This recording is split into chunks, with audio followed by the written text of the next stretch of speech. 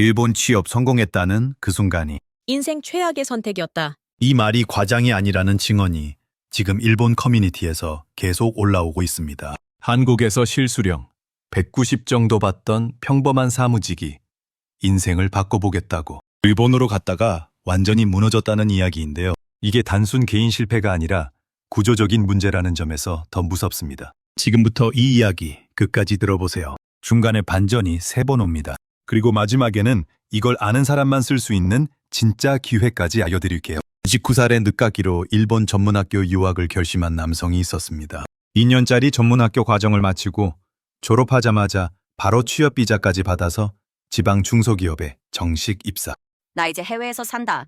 드디어 탈출이다. 이때까지만 해도 완벽한 인생 역전 시나리오처럼 보였거든요. 주변 친구들한테 자랑도 했고 부모님도 기뻐하셨고 SNS에 인증사진도 올렸습니다. 근데 문제는 입사 후 딱 한 달 만에 시작됩니다. 첫 월급 명세서를 받아든 순간 월급 명목상으로는 나쁘지 않아 보였어요. 근데 세금, 연금, 건강보험, 고용보험, 기숙사비까지 다 빠지고 나니까 손에 남은 돈이 딱 160만 원. 이게 말이 되냐? 한국보다 더 가난해졌는데. 한국에서 받던 실수령 190보다 30만 원이 더 빠진 겁니다. 일본 물가는 한국보다 높은데 손에 쥐는 돈은 오히려 더 적어진 거예요. 마트 가서 장 보다가 멈칫하게 되는 그 기분.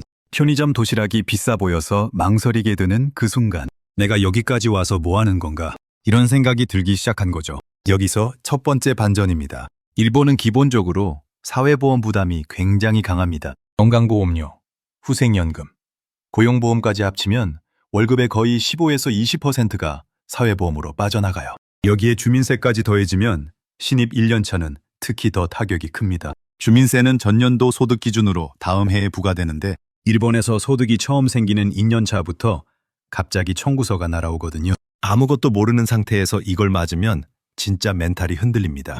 야후재팬에서 좋아요가 12,000개 넘은 베스트 댓글이 하나 있었는데요. 외국인이 일본 월급 보고 오면 대부분 여기서 멘탈이 무너진다. 이 댓글에 달린 답글이 4,500개가 넘었습니다. 나도 처음에 그랬다. 영세서 보고 울었다. 그나마 대기업은 낫다. 중소는 진짜 그냥 착취다. 기숙사비 빠지는 거 몰랐다. 계약서에 작게 써있던 거 뒤늦게 봤다. 이 댓글들 보면서 이게 특정 한 명의 이야기가 아니라는 게 느껴지죠? 근데 이게 단순히 세금 문제로 끝났다면 차라리 나았을 거예요. 진짜 문제는 회사 내부에서 터집니다. 입사한 지 얼마 안 됐는데 이상한 일이 눈에 들어오기 시작해요. 15년을 근무한 중간 관리직 상사의 책상이 어느 날 갑자기 사라진 겁니다. 저 사람 어디 갔지? 알고 보니까 회사 한쪽 구석 빈 방으로 혼자 쫓겨난 거예요. 업무도 없고 회의도 없고 보고할 사람도 없고 그냥 혼자 앉아있는 상태. 컴퓨터 앞에 앉아있긴 한데 아무도 말을 걸지 않아요. 점심도 혼자 먹고 퇴근도 혼자 하고. 이게 뭐 하는 건데? 이게 일본식 구조조정 방식입니다. 대놓고 해고하지 않고 스스로 나가게 만드는 방식이에요. 일본은 노동법이 강해서 회사가 마음대로 해고하기가 굉장히 어렵습니다. 그러니까 다른 방법을 씁니다. 업무를 안 주고 고립시키고 존재 자체를 지워버리는 거죠. 견디다 못해 스스로 사직서를 내게 만드는 겁니다. 법적으로는 자발적 퇴직이니까 회사 입장에서는 아무 문제가 없어요. 퇴직금도 줄이거나 안 줘도 되고. 야후즈팬 두 번째 베스트 댓글이 좋아요 8,900개였는데요. 저건 진짜 아직도 하는 회사 있다. 특히 작은 회사일수록 훨씬 심하다. 이 댓글 밑에 반응이 폭발했어요. 우리 회사도 그랬다. 결국 그 사람 3개월 뒤에 나갔다. 법적으로는 해고가 아니라서 회사는 아무 책임도 안 진다. 이게 더 문제다. 나도 당한 적 있다. 아무도 말 안 걸어주는 게 제일 힘들었다. 이걸 보고 충격받은 댓글도 많았어요. 한국이랑 똑같네. 아니 어쩌면 더하네. 일본이 이런 걸 아직도 한다고. 근데 여기서 또 중요한 게 있어요. 이런 환경에서 외국인은 더 취약합니다. 일본어가 완벽하지 않으니까 뭔가 이상하다는 걸 느껴도 정확히 파악하기가 어렵거든요. 주변 동료들이 수군거리는데 무슨 말인지 다 못 알아듣고 회의에서 뭔가 결정이 됐는데 나만 모르고 나만 빠진 건가?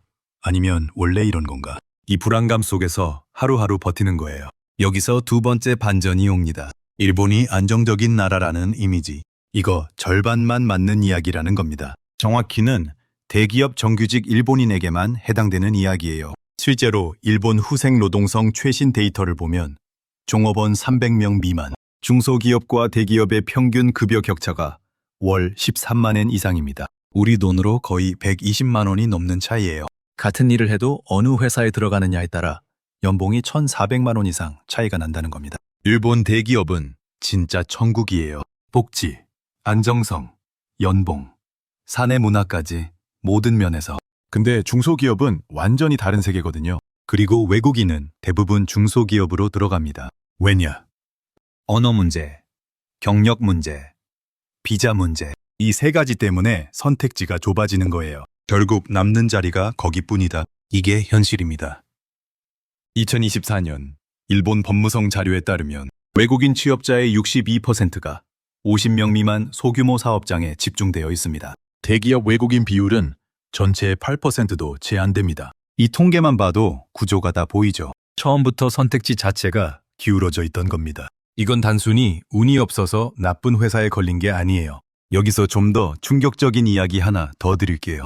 일본 중소기업의 실태가 얼마나 심각하냐면 2023년 일본 중소기업청 보고서에 따르면 중소기업의 3년 내 신입 이직률이 평균 32%입니다. 3명 중 1명은 3년 안에 그만둔다는 거예요.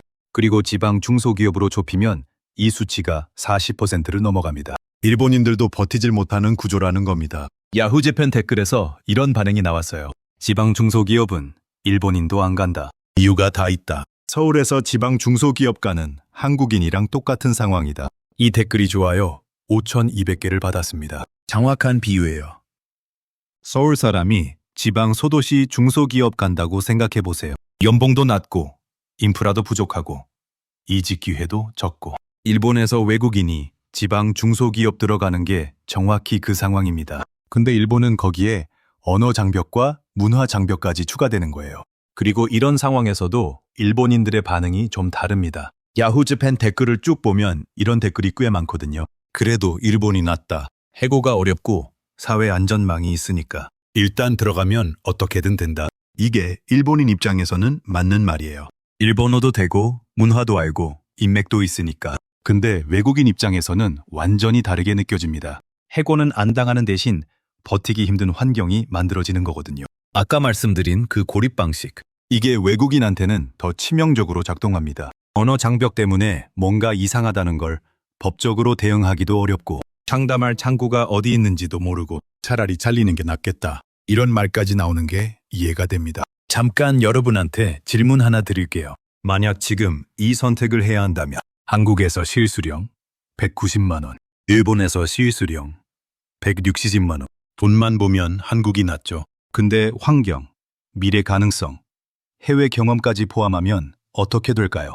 댓글로 솔직하게 남겨주세요. 어디 가시겠어요? 이제 세 번째 반전입니다. 이게 한국인에게 오히려 엄청난 기회, 포인트가 될 수 있다는 겁니다. 지금 일본은 인력 부족이 굉장히 심각합니다.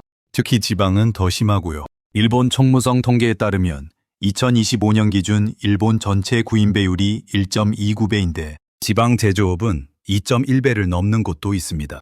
구직자 1명당 일자리가 2개 이상이라는 얘기예요. 일본 정부도 이 문제를 알고 있어서 외국인 수용 정책을 계속 확대하고 있습니다. 2024년 개정된 출입국 관리법에서는 특정 업종의 외국인 수용 상한이 아예 폐지돼서요. 개호라고 불리는 요양 분야, 건설, 식품 제조, 숙박업, 이 4개 업종은 이제 인원 제한 없이 외국인을 받을 수 있게 됐습니다. 단순 노동직이라고 무시하면 절대 안 됩니다. 이 분야에서 3년만 착실하게 경력을 쌓으면 기술 특정 비자로 전환되고 거기서 또 3년이 지나면 영주권으로 연결되는 루트가 열려요. 실제로 이 루트를 통해서 일본에서 완전히 자리 잡은 한국인들이 굉장히 많습니다. 야후 재팬 커뮤니티에서 이런 댓글도 나왔어요. 친구가 요양보호사로 시작해서 4년 만에 관리직이 됐다. 연봉이 처음보다 90만 엔 올랐다. 일본 취업은 시작 전보다 루트가 중요하다. 이 말이 진짜 핵심입니다. 어디서 시작하느냐보다 어떤 방향으로 가느냐가 훨씬 중요한 거예요. 그리고 지금 이 시점에서 한국인에게 특별히 유리한 조건이 하나 더 있습니다. 최근 일본에서 K컬처 열풍이 계속되면서 한국인에 대한 이미지가 역대급으로 좋아졌어요. 일본 내각부 조사에서 한국의 친근감을 느낀다는 응답이 2024년 기준 63%를 기록했습니다. 역대 최고치예요. 1978년에 이 조사가 시작된 이후 처음으로 60%를 넘어선 겁니다. 실제로 현장에서도 달라졌습니다. 한국 사람이요? 요즘 일 잘하는 거 다 알잖아요. 한국어 가르쳐 줄 수 있어요? 한국 음식 만들 줄 알아요? 이런 반응이 나오는 직장이 늘고 있다는 거거든요. 10년 전만 해도 상상도 못했던 분위기가 만들어지고 있는 겁니다. 일본에서 일하는 한국인들 커뮤니티에서 이런 말이 나옵니다. 예전엔 한국인인 게 핸디캡이었는데 지금은 오히려 어드밴티지가 됐다. 팀장이 나한테 한국 드라마 추천해달라고 했다. 분위기가 진짜 달라진 거예요. 근데 이 기회를 제대로 잡으려면 딱 하나가 필요합니다. 정보예요. 그럼 실제로 좋은 회사를 어떻게 골라야 하는지 지금부터 구체적으로 알려드릴게요. 첫 번째로 외국인 비율을 반드시 확인하세요. 외국인이 10% 이상 근무하는 회사는 이미 다국적 문화에 익숙한 곳입니다. 반대로 외국인이 한 명도 없거나 한두 명밖에 없는 회사는 처음 들어가는 외국인이 실험 대상이 되는 경우가 많아요. 네가 처음이라서 우리도 몰라. 이 말이 나오면 이미 위험 신호입니다. 그 다음은 연봉 공개 여부예요. 일본 기업 중에서 연봉 밴드를 채용 공고에 공개하는 곳이 있어요. 이런 회사는 내부 투명성이 어느 정도 보장된다는 신호입니다. 반대로 연봉 협상이 완전히 불투명하고 구두로만 진행되는 회사. 나중에 뒤통수 맞기 딱 좋습니다. 세 번째로 평균 근속 연수입니다. 일본 후생노동성 조사 기준 중소기업 평균 근속 연수가 9.4년인데 이것보다 훨씬 낮은 회사는 뭔가 문제가 있는 겁니다. 5년 미만이면 이직률이 굉장히 높다는 뜻이고 이직률이 높다는 건 사람이 버티질 못한다는 거잖아요. 네 번째로 실제 재직자 후기입니다. 일본에는 오픈워크라는 직장 후기 사이트가 있어요. 한국으로 치면 자플래닛이랑 비슷한 플랫폼인데요. 여기서 외국인 사원 혹은 글로벌 환경이라는 키워드로 후기를 검색해보면 진짜 내부 분위기가 보입니다. 회의가 전부 일본어라서 이해 못하면 그냥 묻힌다. 영어로 질문하면 짜증낸다. 이런 후기가 있으면 외국인이 살아남기 어려운 구조라는 뜻이에요. 반대로 이런 후기가 있는 회사를 찾아야 합니다. 외국인도 편하게 일할 수 있다. 모르는 거 물어봐도 친절하게 알려준다. 매니저가 영어로 설명해줬다. 이런 후기가 있는 회사가 진짜 외국인 친화적인 곳이에요. 다섯 번째로 구인 재팬이나 마이나비에서 기업 정보를 반드시 교차 확인하세요. 같은 회사라도 플랫폼마다 올라오는 정보가 달라요. 한 곳만 보면 놓치는 게 생깁니다. 그리고 여기서 많은 분들이 모르는 꿀팁 하나 더 드릴게요. 일본 헬로워크라는 공공 취업 지원 기관이 있는데요. 여기는 외국인도 무료로 이용할 수 있고 취업 상담, 이력서 첨삭, 면접 준비까지 다 도와줍니다. 심지어 한국어 통역 지원이 가능한 헬로워크도 도쿄, 오사카, 나고야 같은 대도시에는 있어요. 이런 게 있었어? 모르는 분들이 굉장히 많습니다. 이걸 이용하면 완전히 맨 땅에서 시작하는 것보다 훨씬 유리해요. 그리고 마지막으로 이것도 체크하세요. 해당 회사가 외국인 특정 기능 실습이나 특정 기능 비자를 지원하는지 여부. 이 제도를 운영하는 회사는 외국인 고용에 대한 이해도와 행정 처리 능력이 있다는 뜻이에요. 비자 문제로 갑자기 곤란한 상황이 생겼을 때 회사가 제대로 대응해 줄 수 있는지가 정말 중요하거든요. 비자 문제 하나 잘못되면 하루아침에 일본에서 못 있게 되는 상황도 생깁니다. 실제로 이런 케이스가 커뮤니티에 종종 올라와요. 회사가 갱신 서류 늦게 제출해서 비자가 만료될 뻔했다. 담당자가 바뀌고 나서 아무것도 진행이 안 됐다. 이런 상황을 막으려면 처음부터 비자 행정에 익숙한 회사를 골라야 합니다. 자, 이제 이야기를 정리해 볼게요. 일본 취업 자체가 문제는 아닙니다. 문제는 정보 없이 가는 것. 특히 중소기업 구조를 모르는 상태에서 들어가는 건 거의 복권 긁는 거랑 똑같아요. 잘 걸리면 성공, 못 걸리면 지옥. 지금 일본 커뮤니티에서도 계속 나오고 있는 말이 있습니다. 외국인은 정보가 적어서 더 위험하다. 이거 진짜 중요한 포인트입니다. 근데 동시에 이런 말도 나와요. 일본 온 지 5년 됐는데 연봉이 한국 대기업 수준이 됐다. 처음엔 진짜 힘들었는데 지금은 잘했다고 생각한다. 한국 친구들보다 저축이 더 많다. 같은 일본, 같은 시기, 완전히 다른 결과. 차이는 딱 하나였습니다. 정보. 그리고 그 정보를 바탕으로 한 선택. 그러니까 일본 취업 생각하시는 분들 무조건 이것만큼은 체크하세요. 회사 규모, 외국인 비율, 평균 근속 연수, 이직률, 오픈워크 후기, 그리고 비자 지원 여부. 이 6가지가 최소한의 안전장치입니다. 이걸 모르고 가면 아까 그 29살 청년처럼 됩니다. 일본 가면 인생 달라질 줄 알았는데 통장이 더 비어 있다. 이 말이 절대 웃긴 이야기가 아닙니다. 지금 일본 커뮤니티에서 이런 글이 매주 수십 개씩 올라오고 있거든요. 근데 반대로 이 6가지를 알고 들어간 사람들의 이야기도 계속 올라옵니다. 입사 3년 만에 과장됐다. 한국에서는 상상도 못했던 연봉이다. 일본에서 집 샀다. 같은 나라, 같은 언어, 같은 시간. 근데 완전히 다른 결과가 나옵니다. 이 차이를 만드는 게 정보라는 거예요. 마지막으로 여러분한테 진지하게 물어볼게요. 일본 취업. 여러분은 지금 기회라고 보십니까? 아니면 함정이라고 보십니까? 아니면 정보 있는 사람한테만 기회이고 없는 사람한테는 함정이라고 보십니까? 댓글에서 솔직하게 이야기 나눠봐요. 기회다. 함정이다. 모르겠다 중에 하나만 남겨주셔도 됩니다. 여러분의 의견이 이 채널을 보는 다른 분들한테 진짜 도움이 됩니다. 그리고 이런 현실적인 이야기 계속 보고 싶으시면 구독이랑 좋아요 지금 눌러주세요. 알림 설정까지 해두시면 다음 영상 놓치지 않고 바로 보실 수 있어요. 다음 영상에서는 일본에서 진짜 돈 버는 한국인들의 공통점을 제대로 파헤쳐 보겠습니다. 단순한 성공 스토리 말고요. 그 사람들이 처음에 뭘 알고 시작했는지, 어떤 회사를 어떤 기준으로 골랐는지, 어떤 시점에 어떤 선택을 했는지 실제 데이터랑 사례로 다 정리해 드릴게요. 그럼 다음 영상에서 만나겠습니다.